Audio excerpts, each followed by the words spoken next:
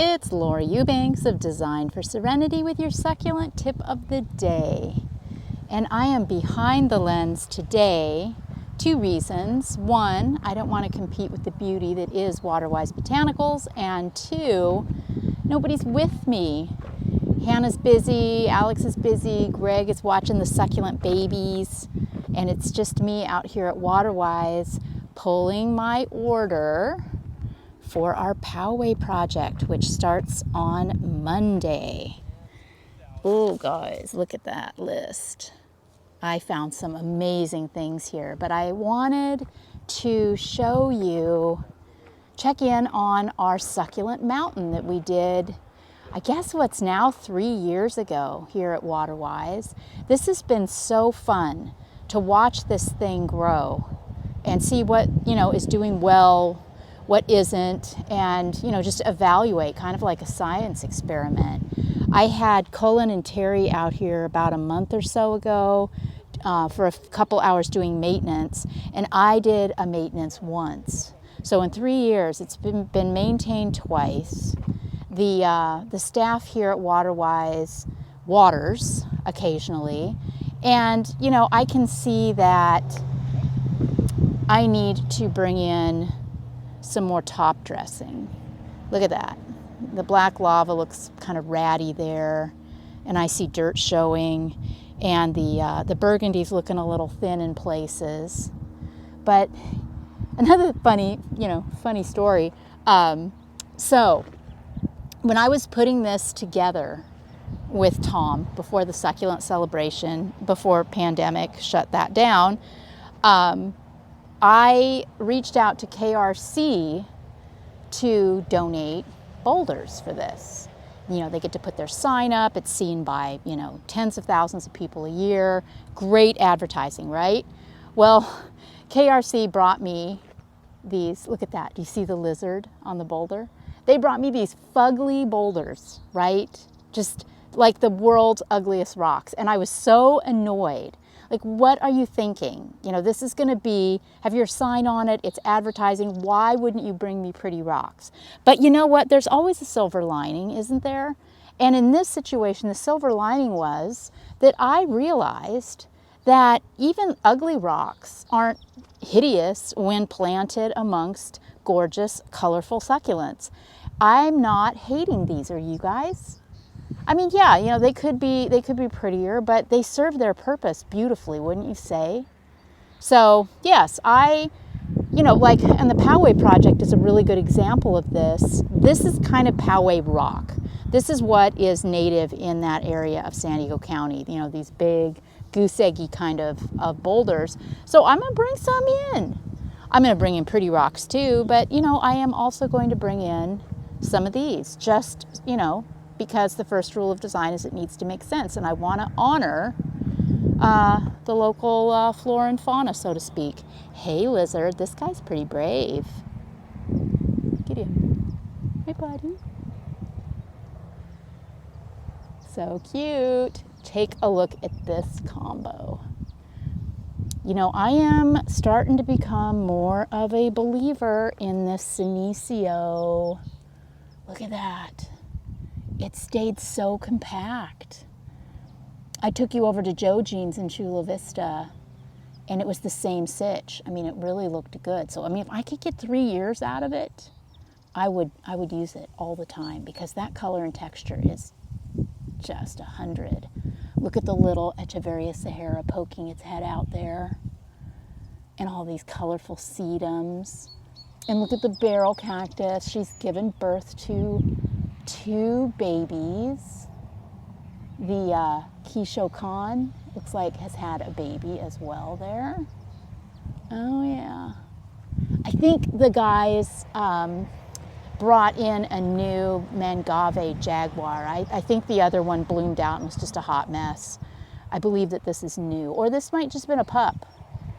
Gosh, here's some more of that Senecio underneath this cotyledon, this silver cotyledon.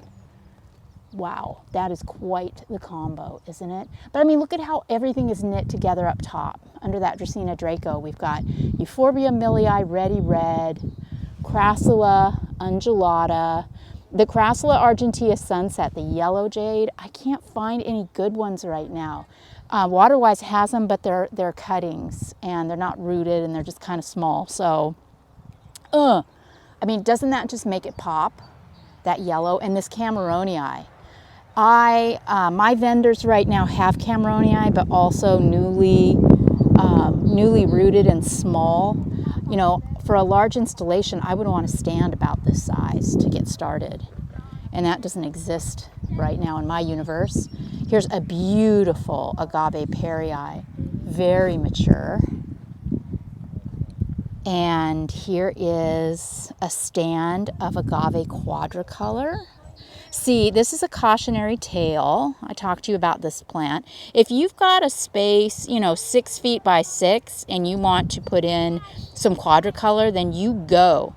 But if you're just looking for a cute little agave variegate that's going to stay all nice and tidy in a little spot in your garden, don't do it. Then up here, the agave colorata. Also magnificent color-wise, but see how it's thrown off babies? I don't know how I feel about that. I mean, it's okay in this context. I'm gonna let that go. But I like plants that stay where, you know, where I want them to be and not take it upon themselves to spread out. At least not without, you know, a written approval. Yeah. Oh my gosh. Oh, and this adorable little mammillaria. So cute. They just look like a little snowball sitting there on the ground. And this, look at this. How cute. The elephant's foot, the Baccarnia recurvata, has got a lot of babies at the base. Now see, this Senecio is a larger variety. It has a larger footprint, larger leaf. Not as big a fan of that variety as I am that smaller. I think the smaller one is Serpens, right? Then the Portulacaria Afra variegata. This stand, you know, what was probably, you know, what I do, 3-5 gallons. This is spread out to be about 3.5 to 4 feet.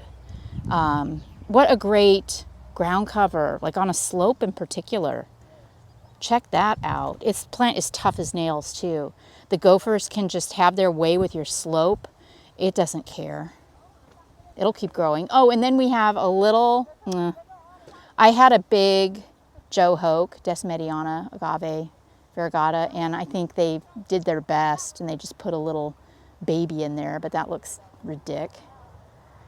Don't like that. And the agave potatorum above it looks good, but I need something bigger here that's going to own this. I may have to come in here and do something about that.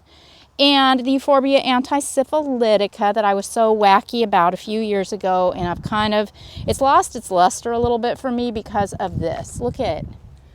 It's March right now. And, you know, obviously this plant wasn't a big fan of the winter, clearly, but it's, you know, 3/4 dead. And what's my rule, guys? If it's more than 50% dead, get rid of it. Yikes, this just doesn't look good. I don't like that. Oh man, this Aloe ferox is magnifique. You can see that, unlike me, Waterwise does fertilize. Those are little fertilizer pellets in the crown of that barrel cactus. And she's thrown off lots of babies all around. Super cute. Yeah, I think that it wouldn't be a bad idea, you know, now that I'm really looking at this with a very close eye. Here's some neat tapestry up here. But I feel like we've got some gaps in the action, like right in here. I should tapestry from that Echeveria Sahara, like down this way to this stand of blue elf. Maybe even in front of the KRC sign. I should come down with some tapestry. Not loving that bare look right there. This barrel cactus has run amok in the best possible way. Look at that. So awesome. And this little Kishokan is just pupping. Look at that. So many babies. This is going to be a beautiful stand soon. Now this antisyphilitica looks good. So, you know, what the heck do I know, right?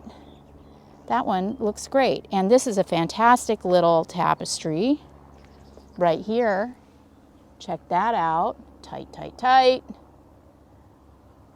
Up here underneath, that Draco looks like it needs something desperately too.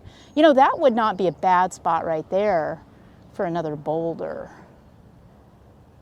Yeah, not a bad spot at all. Sometimes the best thing to plant is a rock, am I right? Okay, we've made it all the way around the circle. You know, I am here 2-3 times a week, and I rarely ever take the time to visit this with you. So I'm glad I did, and love you all so much. We will see you tomorrow for Sunday Fun Day. I've got some surprises up my sleeve. And then on Monday, I will meet you all in Poway for the groundbreaking of what will be a really gorgeous specimen garden. This has been Laura Eubanks. This has been the Laura Eubanks of Design for Serenity with your succulent tip of the day, reporting from the fabled Succulent Mountain at Waterwise Botanicals in Escondido, California, with, you guessed it, your succulent tip of the day. Bye, guys.